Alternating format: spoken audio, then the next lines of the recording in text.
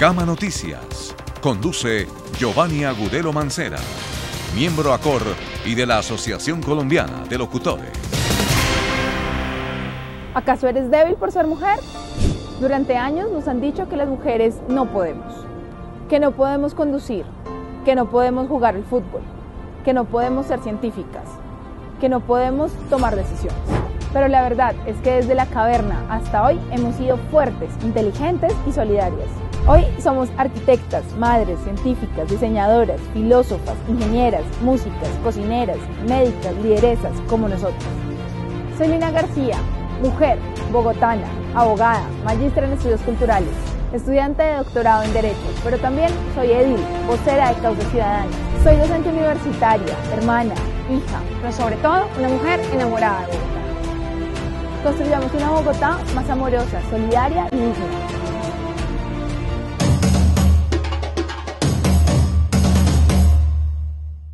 ¿Qué tal, amigos de la sala en la herida del tiempo.com? La gente de Gama Medios, que comprende Gama Televisión, Gama Colombia, Gama Estéreo, plumaindependiente.com y el canal de YouTube Giovanni Agudelo TVNet. Seguimos en esta serie de entrevistas con candidatos a las diferentes corporaciones. Este es un espacio que le permite a diferentes candidatos de diferentes tendencias políticas exponer su programa de gobierno, sus ideas, de acuerdo a la corporación que quieren aspirar. Acá no tenemos un sesgo político, abrimos nuestro blog a cualquier candidato de cualquier tendencia política. Y hoy es el turno para Lina García Sierra.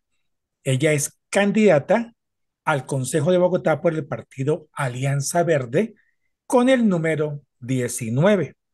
Actualmente es edilesa de Usaquén, abogada, magíster en estudios culturales y doctorante en Derecho.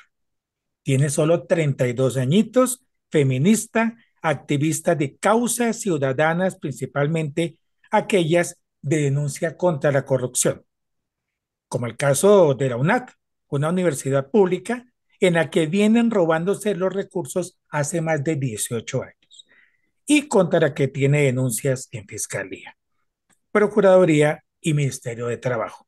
También ha denunciado las obras inconclusas de Claudia López. En fin, es de verdad una excelente edilesa y ojalá le vaya muy bien en esta campaña al Consejo.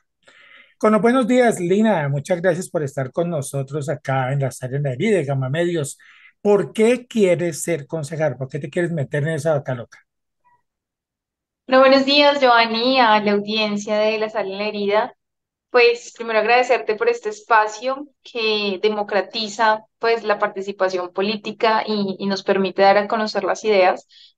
Yo quiero ser concejal de esta ciudad porque creo que a Bogotá se le olvidó amar.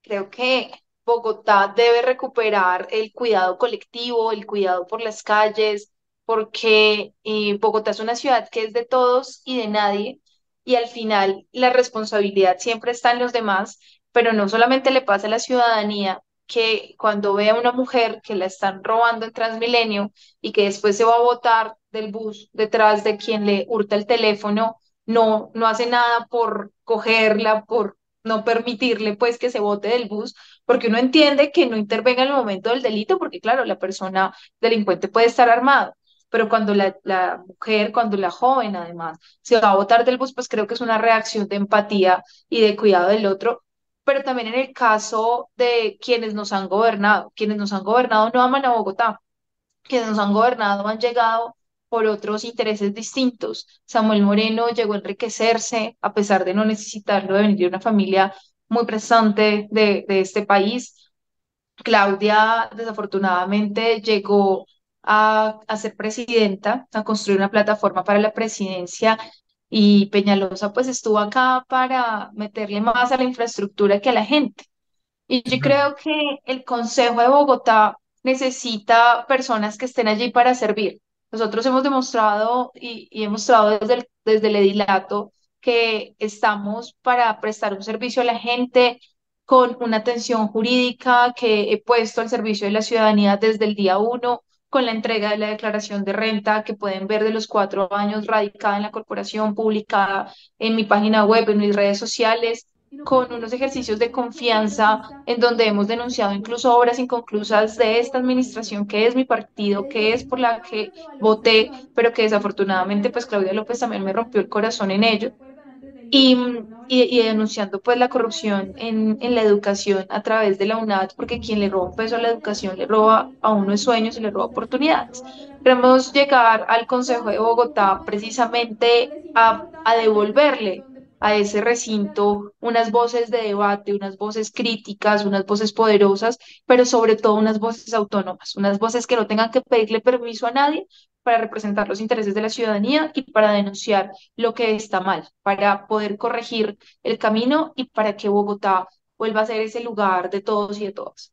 Escuchándote, es muy gallardo el hecho de que siendo la alcaldesa de tu partido, tú eres la primera que básicamente le está haciendo, si se quiere, un juicio político de su mala administración. Segundo, la parte de ser feminista, que yo la leí en la introducción, ¿eso no pesa un poquito para mal? ¿No quita un poco los votos de los hombres?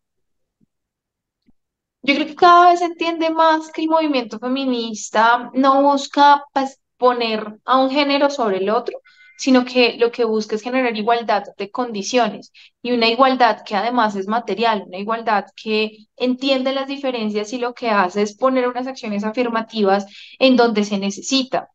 Una Bogotá feminista no quiere decir que le vamos a restar derechos a los hombres, pero sí quiere decir que en un servicio de transporte público como Transmilenio, que es el servicio público masivo de esta ciudad, las mujeres dejamos de sentirnos inseguras. Hoy, 8 de cada 10 mujeres nos sentimos inseguras en Transmilenio. Hoy nos subimos a Transmilenio con la idea de poder salir siendo violadas. Nos salimos con la idea de poder ser víctimas de violencia, como le pasó, como le ha pasado a las jóvenes que han salido siendo víctimas de violencia sexual. Hoy no tenemos miedo solamente de que nos roben, sino también que terminemos siendo manoseadas, que terminemos siendo acosadas, que terminemos siendo violadas. Pero también eso pasa en temas de cuidado. Las mujeres retrocedimos 10 años en derechos laborales durante la pandemia, porque sobre nosotras recaen las actividades de cuidado.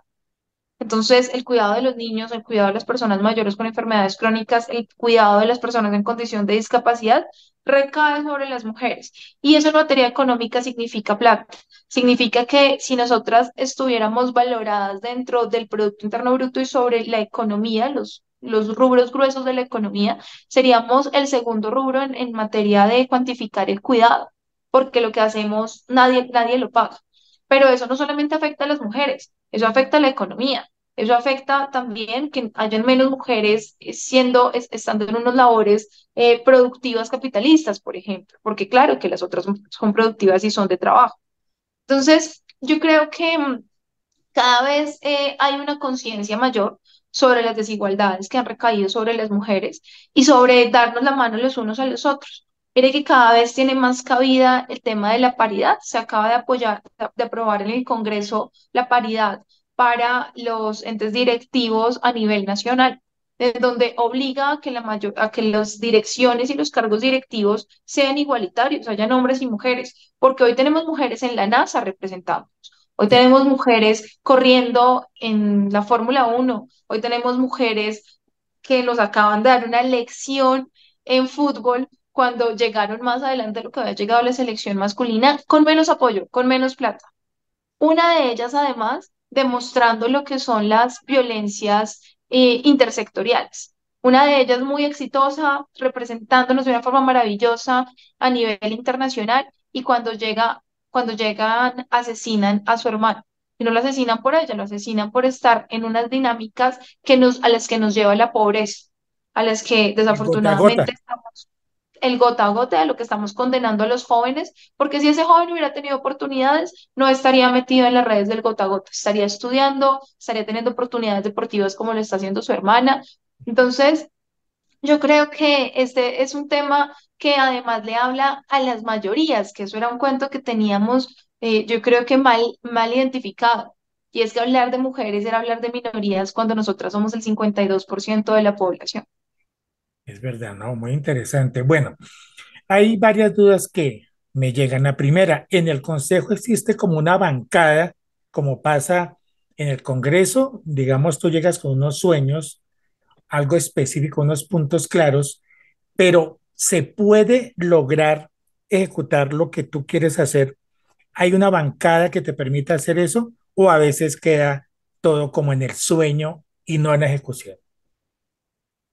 En las corporaciones hoy funciona la ley de bancadas, debemos actuar y votar en colectivo porque lo que estipula la norma y lo que es el deber ser de la democracia es que cuando uno se afilia y hace parte de un partido político o de un movimiento significativo de ciudadanos, uno se afilia es a una ideología política.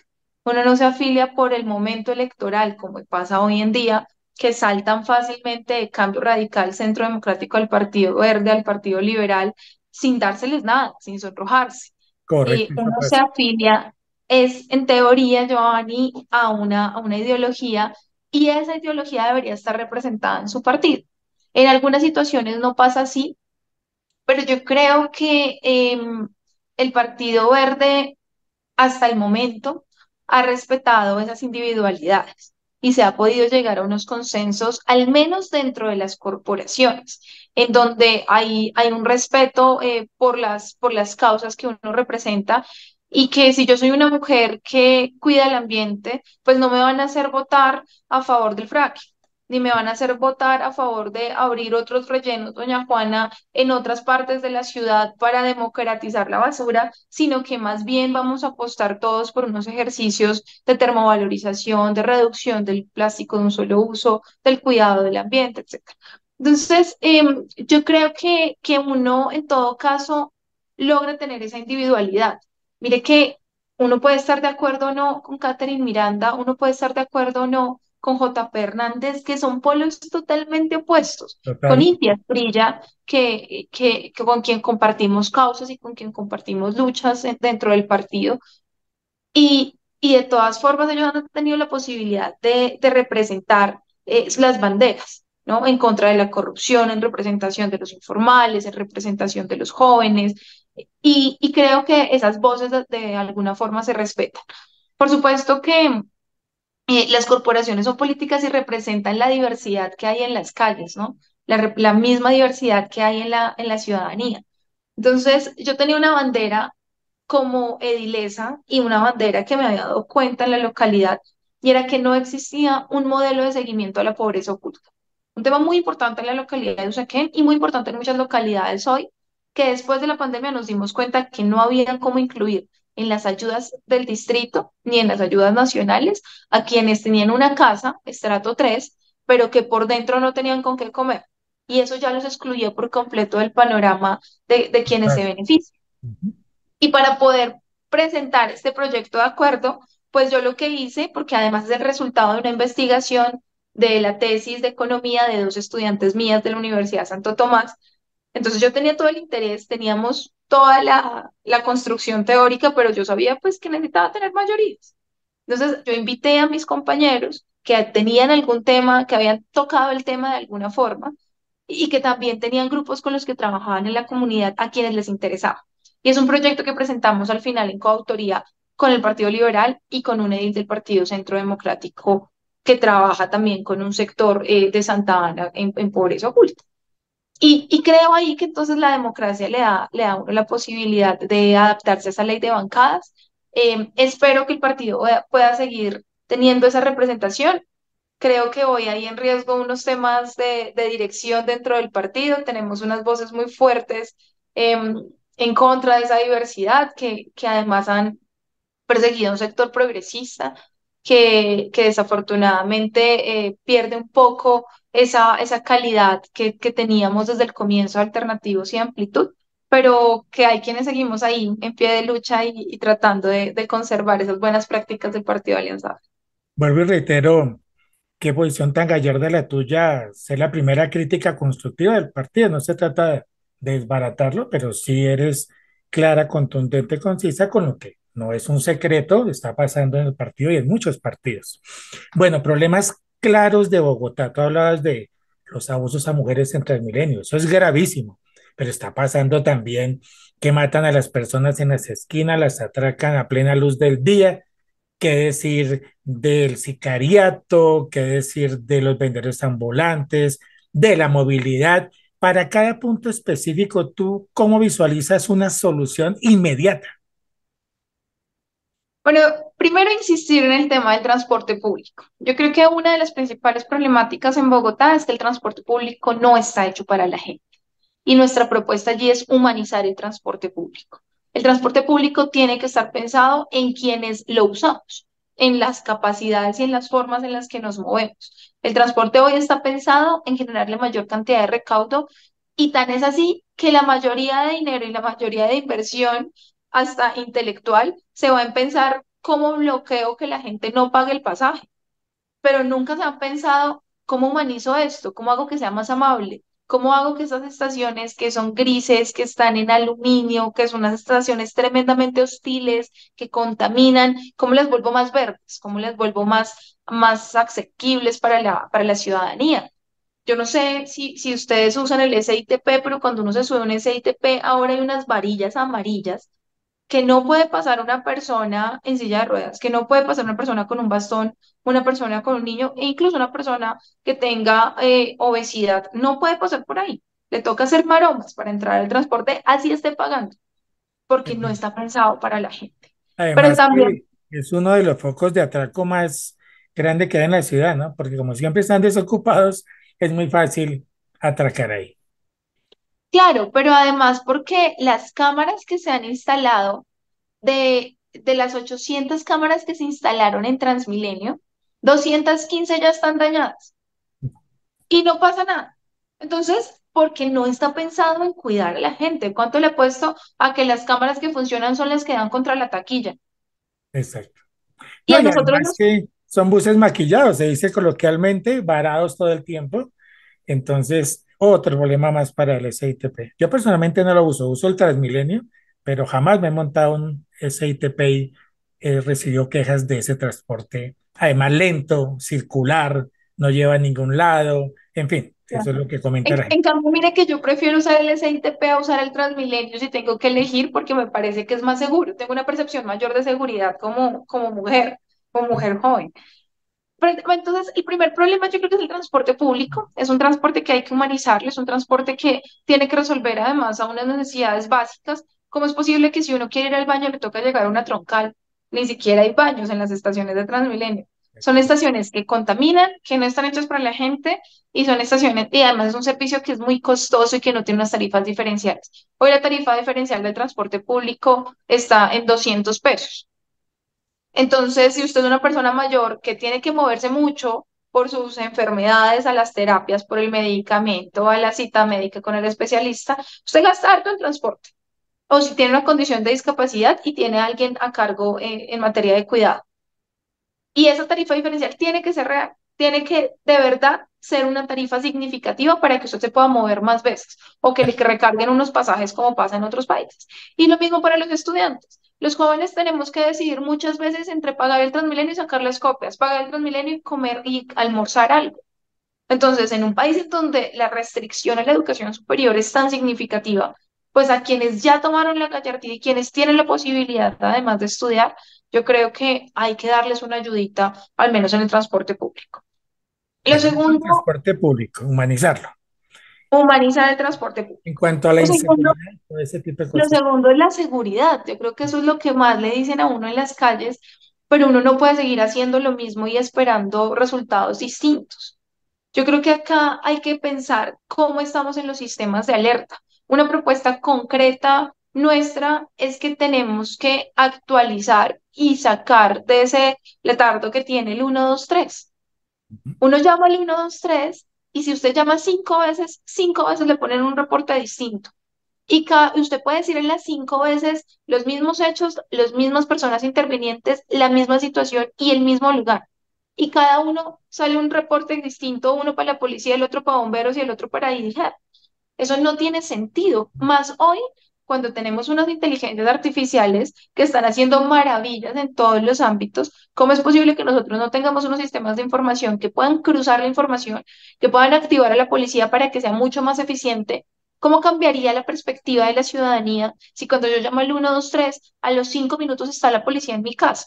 La percepción de confianza, lo que creo en la autoridad, pero además, ¿cómo entonces digo, no tengo que tomar justicia a mano propia, sino que voy a utilizar a la policía porque es que llega rápido, porque responde de verdad a lo que quiere? Entonces, una propuesta es actualizar el 123. Ese sistema de información no sirve, es un sistema que hoy está tercerizado, lo Obsoleto. hace un privado, pero es un sistema que está totalmente obsoleto y que no permite ni salvar la vida ni activar las autoridades.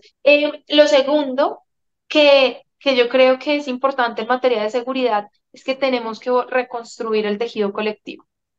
Amar a Bogotá implica que yo estoy consciente que la persona que me acompaña en el Transmilenio, que la persona con la que vivo enfrente en mi barrio, es una persona que tiene una historia, que tiene una familia, es el reconocimiento del otro. Y para eso hay que hacer una inversión social, para volver a tener confianza, para recuperar esa cultura ciudadana, para recuperar ese cuidado de lo colectivo. Si yo soy consciente que a ti te están esperando en la casa y voy caminando en un parque y veo que te acaban de robar, lo mínimo es que me acerco y te presto el celular para llamar a tu familia o llamo una ambulancia o lo que se necesite.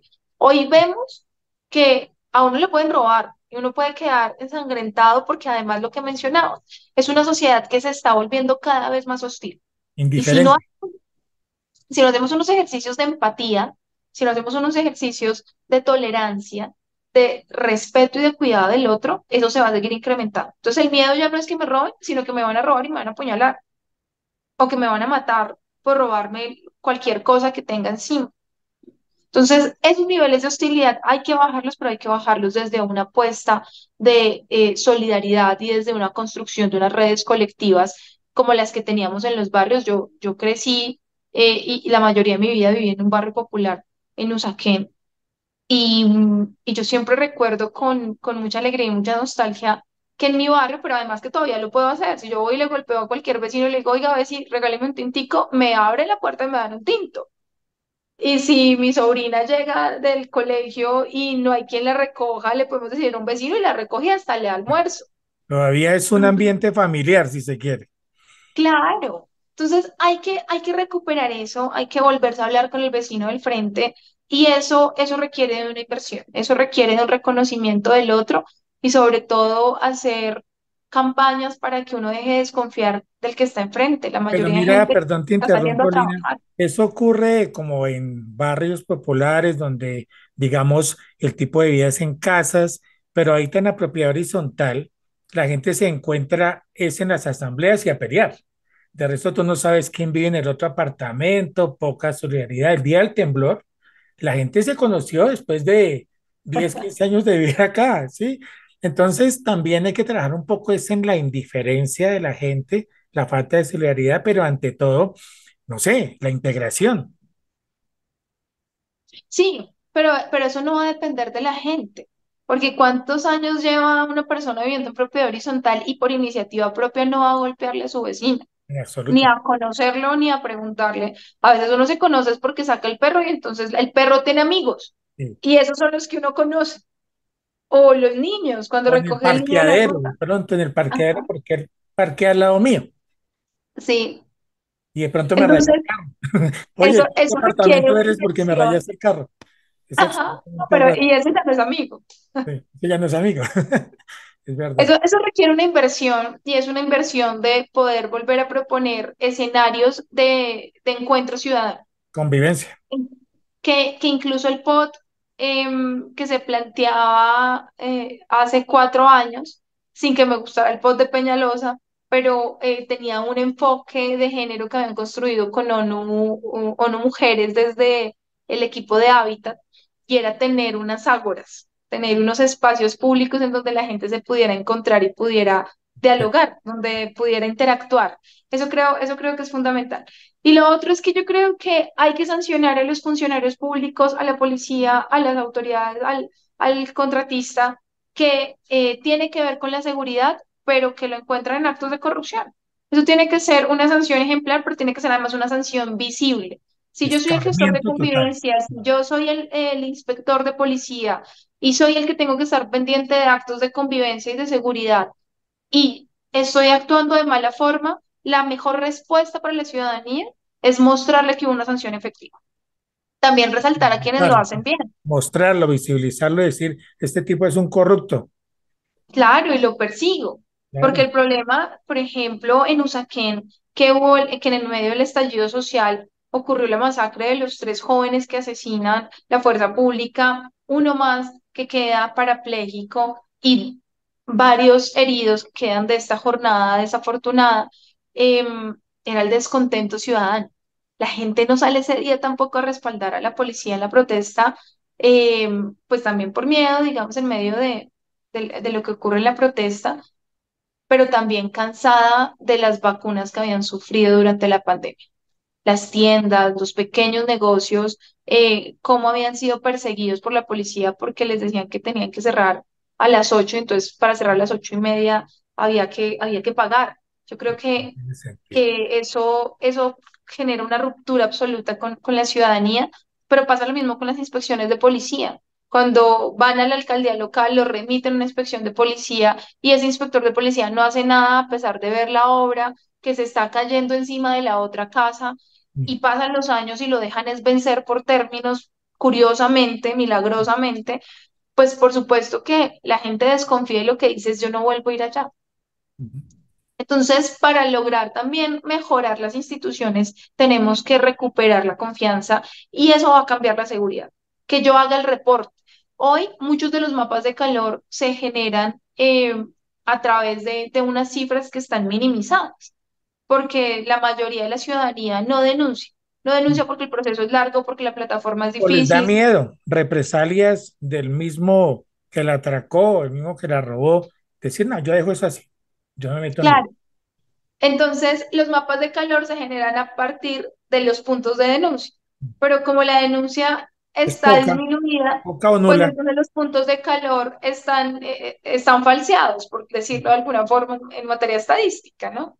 Porque no me van a revelar. Entonces, yo creo que hay que invertirle en la tecnología, hay que invertirle en un tejido colectivo y hay que invertirle en demostrar a la ciudadanía que somos tácitos y que somos fuertes en sancionar a quienes están a cargo de la seguridad y que desafortunadamente pues se los lleva a la corrupción.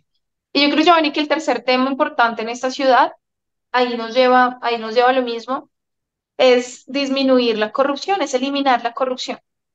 Bogotá sigue siendo un foco de corrupción y yo creo que eso es preocupante. La mayoría de la gente vota en contra de la corrupción y no cree en la política por ello.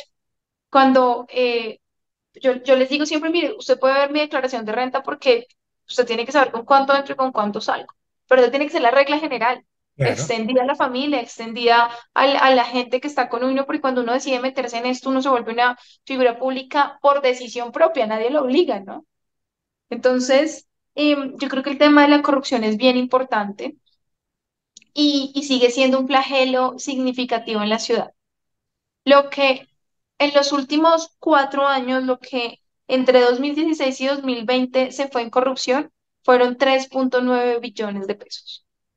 Con eso se podían haber construido 68 mega hospitales. total. Colegios, vías. Entonces, al menos podíamos tener tres mega hospitales por localidad. ¿M? Y eso puede además disminuir las brechas de desigualdad. Las personas pasaron entre 2019 y 2022, se sumó casi un 10% de la población en Bogotá que no come tres comidas, sino dos. La pobreza acá es un tema real. Y La algunos gente está una. volviendo a pasar hambre.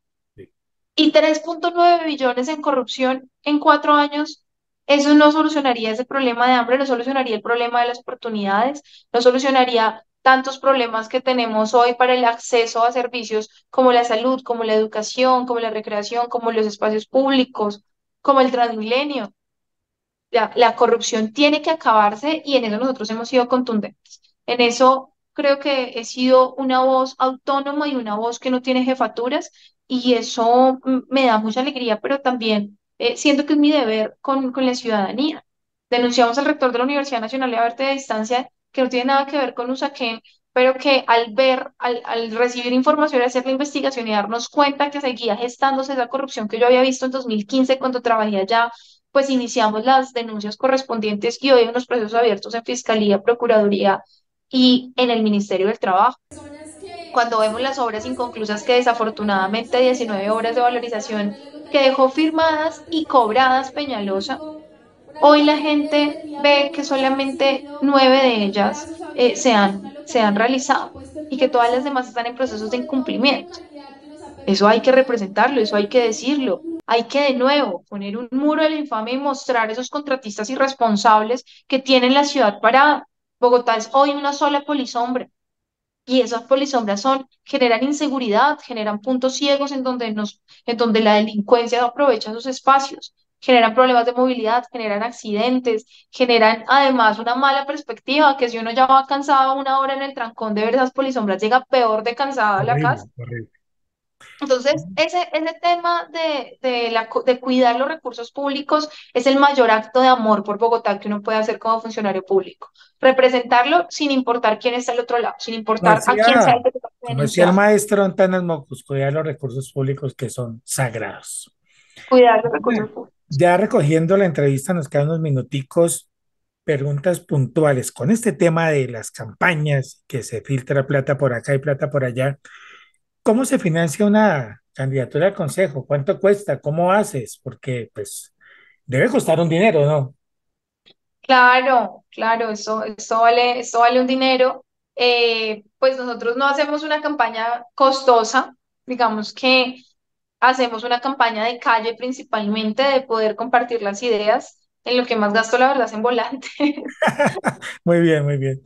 Pero bueno, tenemos también algunas empresas que nos están donando y que nos están ayudando con unos temas de información, de divulgación de las propuestas en algunos medios masivos, ¿El como son las partido, vallas, el por partido ejemplo. les da algún dinero, el partido?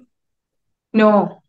El partido tiene un dinero que debe entregarlo a las personas de la colectividad y que debe utilizar también para promocionar pues que voten por el partido, por el logo del Partido Verde Independiente, la Sí, sí. corporación.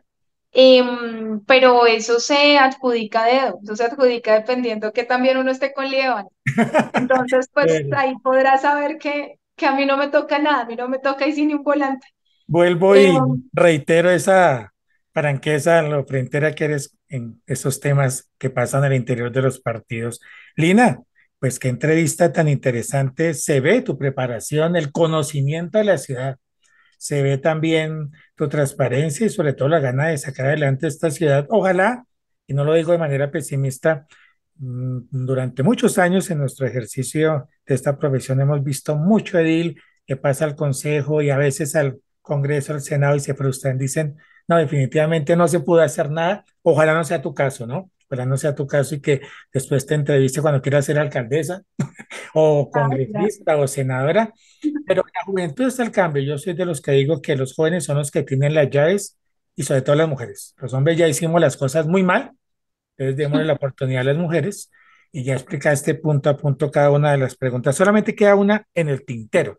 Que nos digas partido, el número para votar, fecha de las votaciones.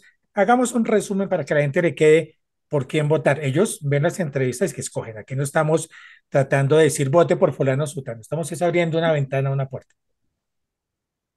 Si ustedes como yo aman a Bogotá y creen que en Bogotá se puede recuperar el amor, la empatía, la solidaridad, pero sobre todo que se puede volver una bandera irrestricta el cuidado de los recursos públicos, acompáñenos el 29 de octubre votando por el partido Alianza Verde, el del Girasol y el número 19.